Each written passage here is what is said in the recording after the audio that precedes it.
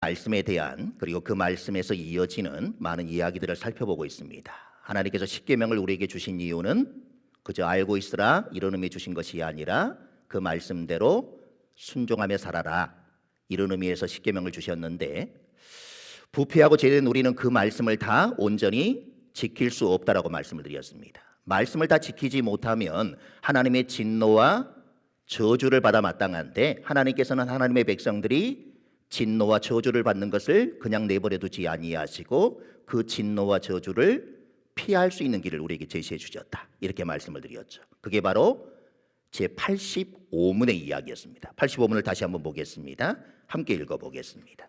우리가 우리 죄를 인하여 하나님께 받을 진노와 저주에서 구해주려고 하나님께서 우리에게 요구하시는 것이 무엇인가? 답도 읽어보겠습니다. 우리가 죄를 인하여 하나님께 마땅히 받을 진노와 저주에서 구해주려고 하나님께서 우리에게 요구하시는 것은 예수 그리스도를 믿는 것과 생명에 이르는 회개와 그리스도가 구원의 유익을 전하시는 모든 외적인 수단들, 말씀, 세례와 성찬, 기도를 성실히 사용할 것을 우리에게 요구하신다. 하나님께서는 진노와 저주를 피할 수 있는 길을 우리에게 주셨는데, 그 첫 번째가 예수 그리스도를 믿는 것이다. 두 번째가 생명에 이르는 회개를 하는 것이다. 그리고 구원의 유익을 전하시는 모든 외적인 수단들이 있었는데, 우리는 지난 시간에 말씀에 대해서 살펴보았습니다. 오늘은 세례와 성찬에 대한 이야기를 나눠보려고 합니다. 자, 말씀 외에 성례와 기도가 구속의 유익을 주는 그런 외적인 수단이 되어지는데, 오늘은 성례에 대해 먼저 살펴보겠습니다. 91문을 읽겠습니다. 성례가 어떻게 구원의 효력 있는 수단이 되는가? 답도 읽어보겠습니다. 성례 자체나 성례를 집행하는 사람에게 무슨 덕이 있어서가 아니라 그리스도께서 복을 주시고 하나님의 성령님께서 성례를 믿음으로 받는 사람 안에서 일하시기 때문이다. 성례가 무엇인지에 대해서는 뒤에서 살펴보겠지만, 성례가 구원의 효력 있는 수단이 된다라고 할 때 그것은 성례 자체나 성례를 집행하는 사람에게 무슨 덕이 있어서가 아니라 이렇게 말씀을 하고 있습니다. 이 성례에 대해, 특별히 성찬에 대해 여러 가지 이론들이 존재를 합니다. 그 중에 하나가 뭐냐?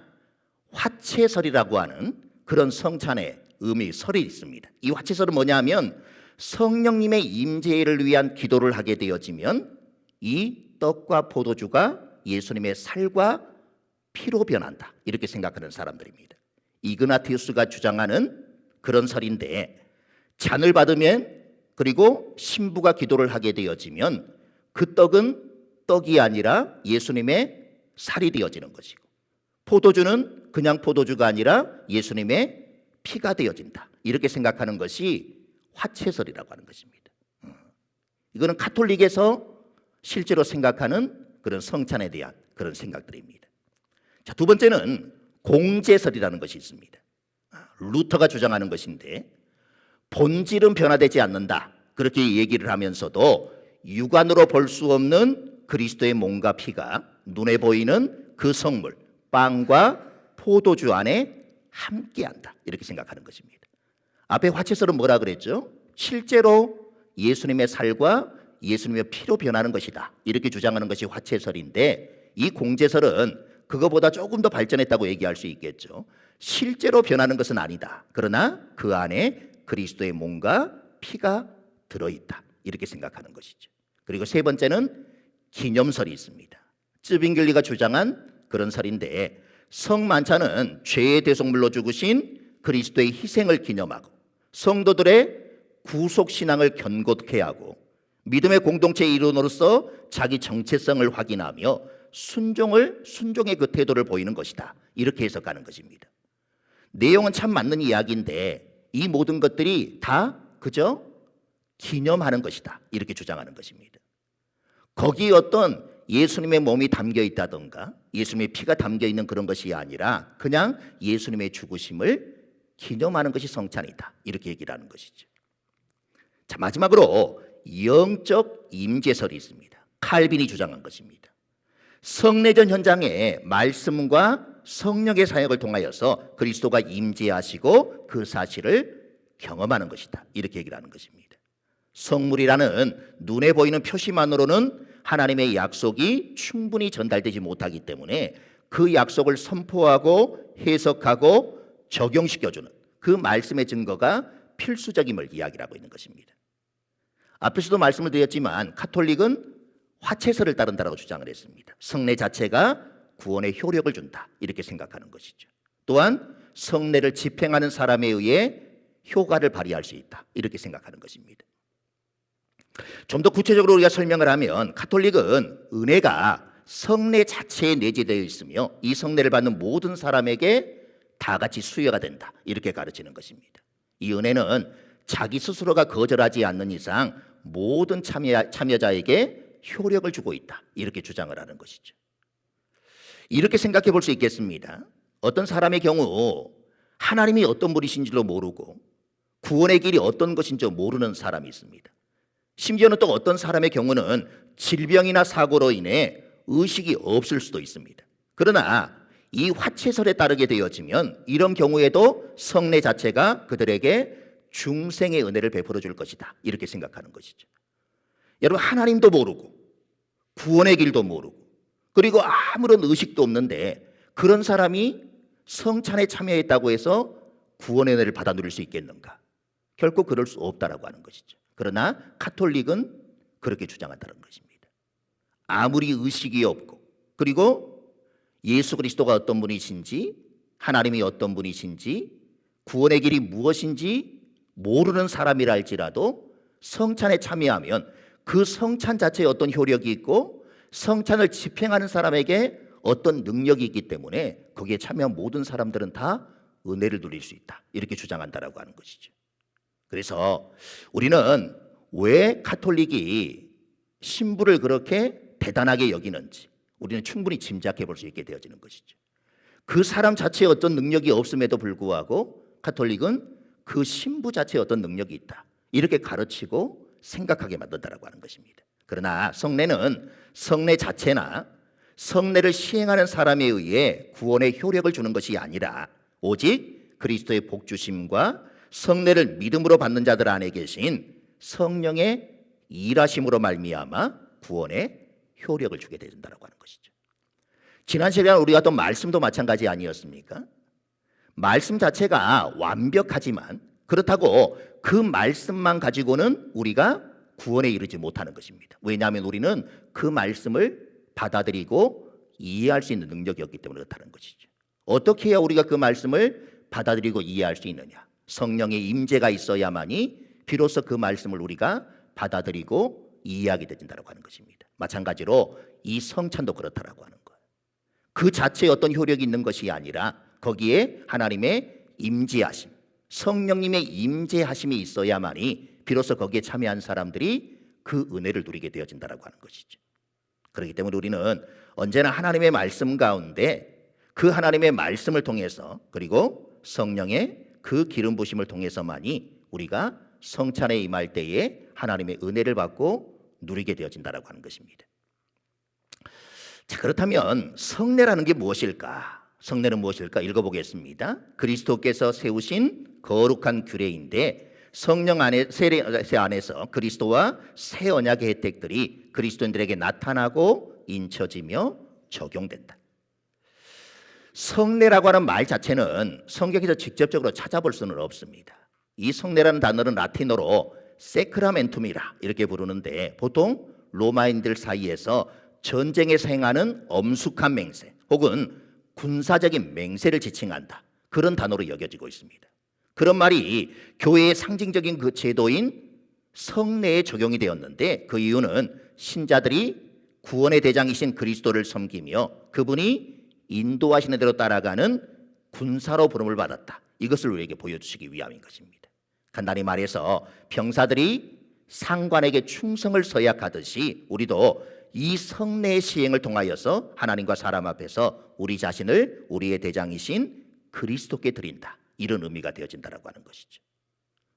또 이 성찬, 성례는 비밀, 신비 이런 의미로도 사용이 되어지는데 이 비밀이라고 하는 것은 보통 알려져 있지 않은 어떤 것들 혹은 내부자에게만 알려져 있는 어떤 은밀한 것을 지칭하는 그런 단어인데, 이것이 세례와 성찬에 적용된 이유는 외적인 상징, 그러니까 세례나 성찬이라고 하는 그 외적인 상징 아래에 영적인 축복이 숨겨져 있다, 이걸 의미하는 것이고, 또 박해 시대의 기독교인들이 이 성례를 비밀리에 거행했기 때문에 이러한 단어를 사용하고 있다, 이렇게 추정하기도 합니다.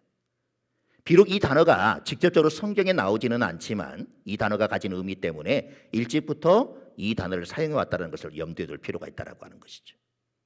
어떤 사람들이 이 단어가 성경에 직접적으로 찾을 수 없다, 그래서 사용하는 것을 반대하기도 하지만, 우리가 알다시피 삼위일체라는 단어도 성경에는 등장하지 않지만 우리가 그 단어를 사용하고 있는 것처럼, 마찬가지로 이 성례라는 단어도 성경에 직접적으로 거론은 되어지지 않지만 이 의미들을 생각해 보았을 때 얼마든지 우리가 사용할 수 있는 그런 단어임을 알 수가 있게 되어지는 것이죠. 자, 그렇다면 이 성례에는 어떤 것들이 있게 되어지는가? 신약의 성례들은 어떤 것이 있는가? 답을 한번 읽어보겠습니다. 세례와 성찬이다. 그리스도께서 제정하셨기 때문에 신약에 비로소 등장을 하지만 거기에 어떤 것들이 있냐? 세례가 성찬이 있게 되어지는데, 그렇다고 예수 그리스도가 제정하셨기 때문에 예수 그리스도 이후에만 세례의 모습이 나타났냐? 결코 그렇지 않다라고 하는 것입니다. 자, 마태복음 28장 19절을 읽어보겠습니다. 그러므로 너희는 가서 모든 민족을 제자로 삼아 아버지와 아들과 성령의 이름으로 세례를 베풀고. 이 말씀 이후에 비로소 세례가 시행된 것은 아닙니다. 예수님의 공생의 기간 그의 제자들로 하여금 세례를 주도록 하는 그런 일들이 있었습니다. 뿐만 아니라 세례 요한의 세례는 예수님의 세례보다 더 앞섰다라고 하는 것이죠. 예수님도 그 세례 요한을 통해서 세례를 받으시는 그런 모습을 볼 수가 있습니다. 그럼에도 불구하고 세례의 제정자는 누군가? 바로 예수님이라고 하는 것입니다. 왜냐하면 세례 요한의 세례 그리고 그의 복음 전파는 다 주의 길을 예비하고 그의 첩경을 평탄케 하도록 하기 위해서 그보다 앞선 것뿐이었기 때문에 그렇다고 하는 것이죠. 마태복음 3장 3절을 읽어보겠습니다. 그는 선지자 이사야를 통하여 말씀하신 자라. 일러스되 광야에 외치는 자의 소리가 있어 이르되 너희는 주의 길을 준비하라. 그가 오실 길을 곧게 하라 하였느니라. 또 세례와 더불어 예수님께서는 성찬도 제정을 하셨죠. 마태복음 26장 26절부터 28절 읽어보겠습니다. 그들이 먹을 때에 예수께서 떡을 가지사 축복하시고 떼어 제자들에게 주시며 이르시되 받아서 먹으라. 이것은 내 몸이니라 하시고 또 잔을 가지사 감사 기도하시고 그들에게 주시며 이르시되 너희가 다 이것을 마시라. 이것은 죄 사함을 얻게 하려고 많은 사람을 위하여 흘리는 바 나의 피 곧 언약의 피니라. 이 일에 대하여 사도 바울은 고린도전서 11장 23절에서 이렇게 말하고 있습니다. 읽어보겠습니다. 내가 너희에게 전한 것은 주께 받은 것이니 곧 주 예수께서 잡히시던 밤에 떡을 가지사. 여기서 우리가 우선적으로 생각해야 할 것은 하나님께서 우리의 믿음이 흔들리지 않도록 세례와 성찬이라고 하는 외적인 표식을 주셨다고 하는 것입니다. 사실 우리는 여러 가지 상황들 때문에 믿음이 자꾸 흔들립니다. 흔들리지 않는 믿음, 그리고 그 믿음이 계속해서 믿음에서 믿음으로 이룰 수 있다면 좋겠지만 이미 우리가 살펴본 바와 같이 우리 안에 있는 부패성으로 말미암아 우리는 죄를 짓게 되어지고 그 죄로 말미암아 믿음이 흔들리기도 한다고 하는 것입니다. 그래서 하나님은 우리로 하여금 생명에 이르는 회개를 하라 이렇게 말씀을 하셨죠. 나아가 구속의 유익을 위해 말씀도 주셨습니다. 그래서 말씀을 읽고 들으면서 죄를 깨닫게 해주시면 즉시 돌이켜야 하는 것이고 하나님의 모든 명령에 대하여 순종해야 하는 것이며 하나님의 약속들을 날마다 바라보며 살아가야 합니다. 여기 하나님은 성례를 더하셔서 하나님의 약속의 말씀을 우리가 보고 느낄 수 있도록 세례와 성찬이라고 하는 외적인 표식을 통해서 증가하도록 하셨는데 우리의 연약한 믿음을 붙들어주기에 그렇다고 하는 것이죠. 왜 하나님은 세례와 성찬을 제정하셨느냐? 우리의 믿음이 흔들릴 수밖에 없기 때문에 우리에게 보여지는 외적인 표식으로 세례와 성찬을 허락하셨다라고 하는 것입니다. 우리가 말씀이라고 하는 보여지는 그 말씀을 통해서도 하나님을 알아가야 하지만 세례와 성찬이라고 하는 그 의식을 통해서도 하나님은 우리의 믿음을 더욱더 견고하게 붙들어 주시길 원하신다라고 하는 것이죠. 그러고 보면 모든 것들이 다 우리의 믿음을 견고케 하기 위한 하나님의 방법이라고 하는 것입니다. 우리가 믿음이 있어야만이 하나님의 진노와 저주로부터 자유할 수 있게 되어지는데 그 믿음을 갖기 위해서는 어떻게 해야 되느냐? 생명에 이르는 회개를 해야 된다는 것이고 항상 말씀을 가까이 해야 된다고 하는 것이고 보이는 세례와 성찬을 통해서 보여지는 그 외적인 표식들을 통해 우리의 믿음이 더욱더 견고해져야 되는 것이고 우리가 다음 주에 살펴볼 기도를 통해서도 우리의 믿음을 더욱더 견고하게 할 수 있어야 된다고 하는 것입니다. 단지 말씀을 읽고 듣는 것으로만 우리의 믿음을 붙드시는 것이 아니라 읽고 듣는 그 말씀을 보이는 표에 담아 우리에게 주셨다라고 하는 것이죠. 그게 바로 세례와 성찬이라고 하는 것입니다.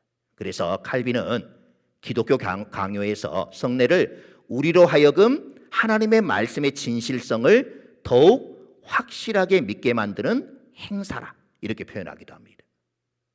그리고 어거스틴의 경우 이런 점에서 성례를 보이는 말씀이라 이렇게 부르기도 합니다. 우리는 세례와 성찬을 말씀이라고 잘 생각하지 않습니다. 그러나 칼빈이 이야기했고 어거스틴이 이야기한 것처럼 세례와 성찬 또한 보이는 하나님의 말씀이라고 하는 것입니다. 그래서 우리가 말씀만큼 귀하게 여겨야 되는 것이 뭐냐? 세례와 성찬 또한 그 말씀만큼 귀한 것이라고 하는 것이죠. 어쨌든 말씀의 진실성을 더욱 확실하게 믿게 만드는 것이기 때문에 성례는 보이는 말씀이기 때문에 성례를 시행할 때는 반드시 말씀이 있어야 한다고 하는 것입니다. 우리가 25일이 되어지면 세례식도 구하고 성찬식도 하게 될 텐데 여러분 한번 그런 생각을 해보지 않았습니까? 앞에 말씀을 읽고 목사가 설교를 다 했어요. 근데 또 성찬을 한다고 얘기를 하면서 또 말씀을 읽는 것입니다. 앞에 말씀을 이미 읽고 들었는데 성찬식을 할 때 굳이 또 말씀을 읽어야 되나 이렇게 생각할 수도 있습니다. 그러나 방금 말씀을 드렸다시피 성례를 시행할 때는 반드시 말씀이 있어야 한다는 것입니다. 말씀 없는 성례는 있을 수가 없다라고 하는 것이죠. 그래서 반복된다 이렇게 생각할 수도 있겠지만 성례를 시행할 때는 항상 말씀을 같이 읽게 되어지는 것입니다. 당연히 성례를 집례할 수 있는 사람은 말씀을 공적으로 증거하도록 부름받은 말씀 사역자 외에는 없다라고 하는 것이죠. 성례를 아무나 베풀어도 되느냐? 그렇지 않다라고 하는 것입니다. 성례에는 반드시 말씀이 따라가야 하는데 그렇기 때문에 성례는 말씀을 전할 수 있는 그 위치에 있는 사람만이 성례를 거행할 수 있다라고 하는 것이죠.